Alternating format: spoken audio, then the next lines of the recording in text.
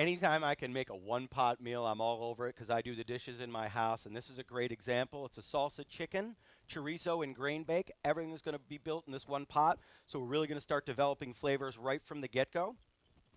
I've got some basting oil for the first layer of flavor that I'm going to put in a pan that I've got on medium-high heat. And chorizo is a sausage. It's got a bunch of different flavors. It's a pork sausage, but it's got a little bit of heat to it. And that's going to be the first base flavor. So I'm just going to go ahead and add some sliced chorizo to my pan.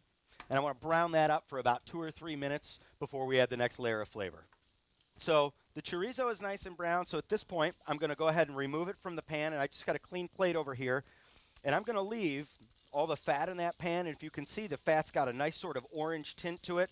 That's because of the spices that are in chorizo. So I definitely don't want to lose that. Just get some tongs, get these last couple of pieces out.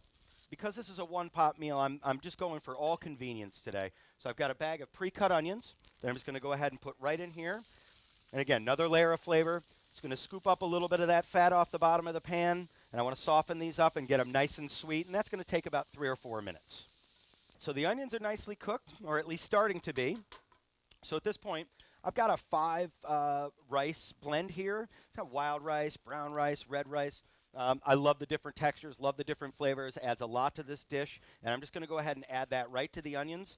And then what I want to do is I actually want to toast this up a little bit and sort of, amplify that nutty flavor that you naturally get from certainly the brown rice and the wild rice. Toast it up in the pan for maybe, again, 4 or 5 minutes. So the rice blend is super toasty now. It's great. So I'm just going to add a couple of different things here. I've got 1 1/4 cups of water. All right, and that's certainly going to help the rice cook. And I'm going to use a whole jar of roasted tomato salsa. I love these salsas. They're not overly thick, so they're certainly ideal for more than just tortilla chips. And again, this one-pot dish, I'm looking for all convenience, as much convenience as I can do, because eventually I'm just going to let the oven do the work. At this point, now I'm going to add the sausage right back in as well. Allow these flavors to marry.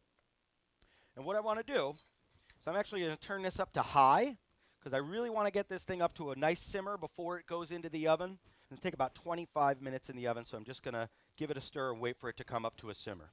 So this is already up to a simmer. Nice. So just give it a quick stir.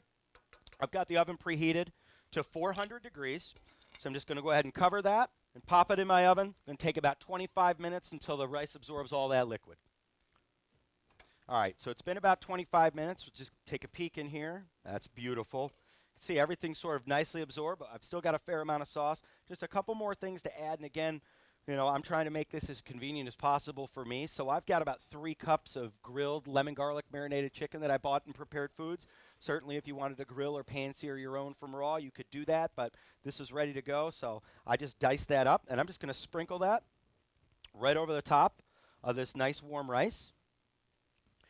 And then what I have here is a mix of olives, manzanilla olives, capers, and pimentos, just for a little color. And again, some of that nice sort of bright sort of acidity that you get from olives and capers. And I'm just going to go ahead and sprinkle all that on the top as well. All right, just get a nice even layer here.